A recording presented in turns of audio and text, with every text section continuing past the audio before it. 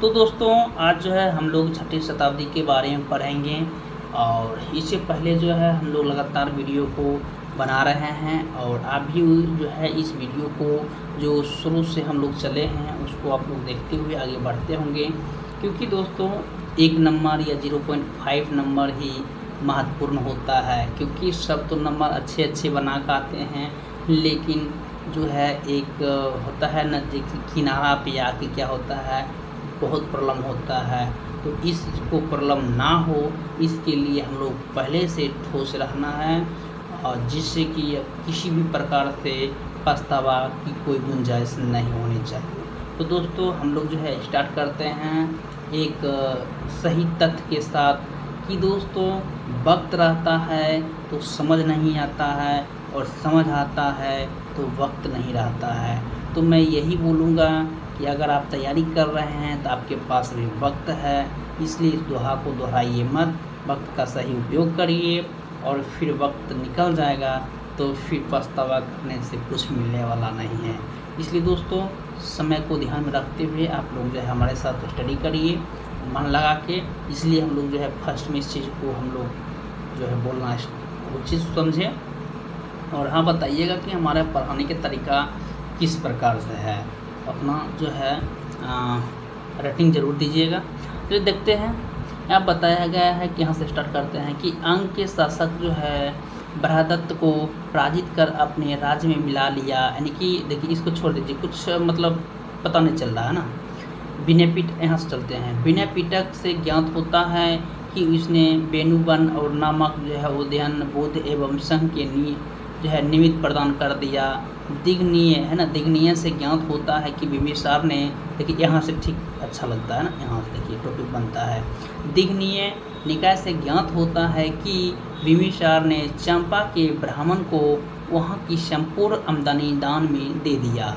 आपसे जैसे देखिए क्वेश्चन को कैसे ऐसे पढ़ लिया, हम इसको बनाया कैसे जाता है कि बताइए कि बिंबिसार ने चंपा को ब्राह्मण को जो है संपूर्ण आमदनी दान में दे दिया, या किस चीज़ से ज्ञात होता है, किससे पता चलता है। तो आप इजीली यहाँ कर सकते हैं या पढ़े रहेंगे तो दिग्नीय, क्योंकि देखिए दिग्नीय जो है हाईलाइट किया गया है। बिंबिसार को अपने पुत्र अजातशत्रु, देखिए यहाँ भी काफ़ी क्वेश्चन इंपॉर्टेंट बन रहा है कि बिंबिसार के पुत्र कौन थे, अजातशत्रु। ठीक, अजातशत्रु के पिता कौन थे, तो बिंबिसार। मतलब क्वेश्चन देखिए एक क्वेश्चन इधर से एक क्वेश्चन इधर से, यानी कि 2 क्वेश्चन यहाँ से यहाँ तक, जो कि एक लाइन भी नहीं, हाफ लाइन में। तो इसको कहते हैं कि एक पॉइंट पर ध्यान देना। ठीक, देखिए पुत्र जो है अजातशत्रु द्वारा बंदी बनाकर, अब देखिए बिंबिसार को, किसको, अपने पिता को, कौन, तो अजातशत्रु जो है अपने पिता यानी बिंबिसार को बंदी बनाकर कारागार में डालने को उल्लेख बौद्ध एवं जैन ग्रंथों में जो है मिलता है। ठीक, बिंबिसार की मृत्यु जो है 492 ईस्वी के लगभग हो गई थी। बिंबिसार के पश्चात जो है इसका पुत्र कुनिक, अब देखिए आपसे पूछा जाएगा कि बिंबिसार के पश्चात जो है इसका पुत्र है ना, बिंबिसार के पश्चात जो है इसका पुत्र कौन थे, कुनिक है ना, कुनिक जो कि अजातशत्रु, कुनिक यानी कि अजातशत्रु लगभग 492 और 460 ईस्वी में मगध के शासक हुए थे। देखिए उससे यहाँ पर बात किया जाए तो अजातशत्रु की अगर जो है समय की बात करें तो 492 से 460 तक जो है ये मगध के शासक हुआ था। ठीक, ये काफ़ी इम्पोर्टेंट है। देखिए ये अपने पिता के समान ही साम्राज्यवादी था। अब साम्राज्यवादी का मतलब होता है कि साम्राज्य को विकास करा। तो आप समझ गए कि साम्राज्यवादी का मतलब क्या होता है। साम्राज्यवादी का मतलब होता है कि बिंबिसार जो थे वो क्या करते थे कि किसी राजकुमार की जो बहन है उसे शादी कर लेता था, या कोई राजकुमार था यानी कि कोई शासक थे उनकी बेटी से शादी करके उस जो है अपना किला को मजबूत करते थे। इस प्रकार से जो है साम्राज्य को बढ़ावा करने का काम कर, उसी प्रकार से ये अजातशत्रु भी साम्राज्यवादी था। ठीक, इसके शासन के प्रारंभ जो है वर्षों में मगध एवं कौशल जो है राज्य के बीच संघर्ष शुरू हो गया था। आप जानते होंगे कौशल जो है काफ़ी शक्तिशाली महाजनपदों में से गिना जाता है, और यहाँ पर बताया जाता है कि देखिए मगध और कौशल है ना, मगध एवं कौशल के बीच जो है संघर्ष शुरू हो गया। किंतु बाद में मगध के शासक अजातशत्रु, अब मगध के शासक कौन थे, अजातशत्रु, तथा कौशल के शासक प्रसेनजीत, जानते होंगे बहुत अच्छे से की बीच जो है संधि हो गई। बाद में पहले क्या हुआ, युद्ध हुआ, उसके बाद जो है संधि हो गई। प्रसेनजीत ने अपने पुत्री, देखिए प्रसेनजीत जो है अपनी पुत्री बाजीरा का विवाह अजातशत्रु से कर दिया। तो अब देखिए जब रिलेशन संबंध हो जाता है तो क्या होता है, लड़ाई ऑटोमेटिक खत्म हो जाता है, ठीक। तथा पुनः जो है काशी के ऊपर जो है उसका अधिकार स्वीकार कर लिया गया, है ना, कर लिया। पाटलिपुत्र की स्थापना, अब देखिए काफ़ी इंपॉर्टेंट है। पाटलिपुत्र की स्थापना अजातशत्रु के उत्तराधिकारी उदयन ने जो है गंगा और सोन नदी के संगम पर एक किला बनाकर की थी। देखिए काफ़ी इंपॉर्टेंट क्वेश्चन है। देखिए यहाँ पर कोई हाईलाइटिंग नहीं किया हुआ है, लेकिन इसको आपको ध्यान में रखना है कि पाटलिपुत्र की स्थापना किसने किया, तो आप कह सकते हैं इजली उदयन ने किया था। आपसे पूछा जाता है कि उदयन जो था वह किसका उत्तराधिकारी था, तो अजातशत्रु के बाद जो उत्तराधिकारी था उदयन ही था, ठीक। इस चीज़ को आप समझ पा रहे होंगे। तो क्या बताया गया यहाँ पर कि इसने जो है मगध साम्राज्य की राजधानी जो है क्या किए थे, यहाँ पर राजधानी राजगृह से पाटलिपुत्र स्थानांतरित किए थे, ठीक। जैसे कि आपको हम बताए थे कि उदयन जो है वह सोन नदी और संगम पर एक किला बनाकर क्या किए थे, ये वहाँ पर जो है बनाने का काम किए थे। और इसने मगध साम्राज्य की राजधानी जो है राजगृह से, मगध जो है साम्राज्य की राजधानी राजगृह थे और वहाँ से क्या किए थे, पाटलिपुत्र स्थानांतरित किए थे। कौन किए थे, तो उदयन ने किए थे, ठीक। शिशुनाग वंश की स्थापना शिशुनाग द्वारा किया गया था, शिशुनाग द्वारा किया था। देखिए ये भी काफ़ी इंपॉर्टेंट क्वेश्चन है कि शिशुनाग वंश की स्थापना जो है शिशुनाग द्वारा किया गया था, ठीक। देखिए ये क्वेश्चन जो है बिहार दरोगा के, और बात करें हम यूपी दरोगा था, वहाँ जो है क्वेश्चन को काफ़ी इंपॉर्टेंट रूप से दिया गया है कि वहाँ पूछा गया था कि शिशुनाग वंश की स्थापना किसने किया था, तो शिशुनाग ने किया था, ठीक। अब देखिए यहाँ पर बताया गया है कि महावंश टीका में शिशुनाग को एक लिच्छवी राजा की वेश्या पत्नी से उत्पन्न हुआ था, ठीक। पुराणों के अनुसार यह क्षत्रिय था। अवंती की विजय शिशुनाग के लिए लाभदायक सिद्ध हुई। इससे जो है मगध साम्राज्य की पश्चिमी सीमा मालवा तक पहुंच गई। इस विजय के पश्चात शिशुनाग का वर्चस्व के ऊपर से अधिकार हो गया क्योंकि यह अवंती के अधीन था। देखिए दोस्तों जो क्वेश्चन नहीं उतना इम्पोर्टेंट है तो हम लोग खींचते जाएंगे इसको ताकि फास्ट से कंप्लीट हो पाए।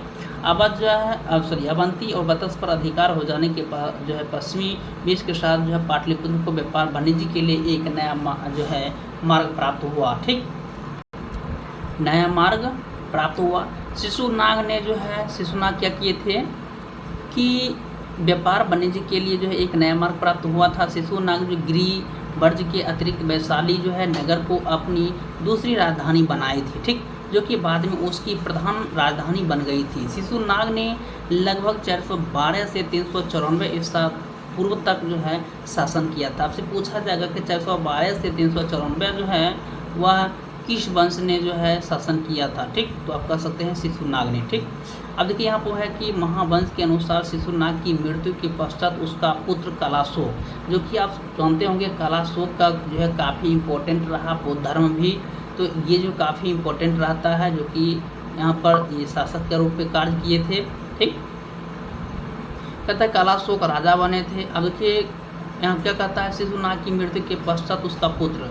अब देखिए कलाशोक का पिता कौन थे, तो शिशुनाग। शिशुनाग के पुत्र कौन थे, तो कलाशोक, ठीक, काफ़ी इंपॉर्टेंट है। पुराणों में कलाशोक को जो है काकवर्ण कहा गया है, पुराणों में काकवर्ण कहा गया है। कलाशोक जो है ने अपनी राजधानी पुनः पाटलिपुत्र में स्थानांतरित कर दिया था, ठीक। अब इसके शासनकाल में द्वितीय बोध संगीति का जो है आयोजन वैशाली में हुआ था। हम क्या बोले थे कि ये जो है इनका काफ़ी इंपॉर्टेंट रहता है कि देखिए किसमें, तो द्वितीय बोध संगीति में जो है ना, इसके शासनकाल में, मतलब इनके शासनकाल में ही बौद्ध की द्वितीय जो है वो संगीति हुआ था। और कहाँ हुआ था, वैशाली में हुआ था। इस संगीति में बौद्ध संघ में दो संप्रदाय थे, है ना, संप्रदाय यानी कि स्थापित तथा महासंघिक में विभाजन हो गए थे। बाणभट्ट के हर्षचरित्र से ज्ञात, मतलब बाणभट्ट के जो है बाणभट्ट के हर्षचरित्र से ज्ञात होता है कि राजधानी के समय घूमते किसी व्यक्ति ने कलाशोक की हत्या कर दी, ठीक। अब देखिए यहाँ से क्वेश्चन पूछा जाता है कि बाणभट्ट के द्वारा जो है कौन सी बुक लिखा गया था, तो हर्षचरित्र लिखा जाता है, ठीक, ज्ञात होता है, काफ़ी इंपॉर्टेंट है यहाँ पर। अब देखिए यहाँ पर थोड़ा सा हम लोग और आगे बढ़ते हैं। जैसे कि हमने अभी पढ़ा कि राजधानी के समीप घूमते हुए किसी व्यक्ति ने कलाशोक की हत्या कर दी, ठीक। महाबोधि वंश के अनुसार जो है कलाशोक के जो है 10 पुत्र ने सम्मिलित रूप से लगभग 22 वर्षों तक शासन किया। अब देखिए इतना तो महत्वपूर्ण नहीं है, कलशोक का 10 पुत्र था, लेकिन फिर भी हम लोग जान लिए कि भाई मिश्र अगर आ जाए तो हम छोड़ने वाले में तो है नहीं, जैसे कि आप लोग पढ़े हैं। तो सम्मिलित जो है लगभग 22 वर्षों तक शासन किया। कलाशोक ने उत्तराधिकारी के शासन जो है वह 344 ईसा पूर्व में लगभग समाप्त हो गया था। अब देखिए कलाशोक का जो है 344 ईसा पूर्व में लगभग समाप्त हो गया था। अब देखिए शिशुनाग वंश का अंत कर नंद वंश की स्थापना हुआ। तो इससे आपको पता चल गया कि शिशुनाग वंश के बाद नंद वंश की स्थापना हुई, जिस व्यक्ति ने जो है वह निम्न वर्ण से संबंधित था, निम्न वर्ण मतलब निम्न वर्ण छोटी जाति से संबंधित था। तो हम लोग जो है नेक्स्ट पढ़ेंगे छोटे जाति यानी कि बात हम करें तो नंदवंश की। तो दोस्तों आज तक हम लोग इतना ही रखते हैं, और ये हमारी वीडियो जो है पढ़ाने की शैली जो है आपको कैसा लगा कमेंट सेक्शन में ज़रूर बताइएगा। हाँ क्या कमी रह गई वो भी ज़रूर बताइएगा। चलिए दोस्तों इसी तरह से पढ़ते रहिए, आगे बढ़ते रहिए और अपना सिलेक्शन लेते रहिए। धन्यवाद।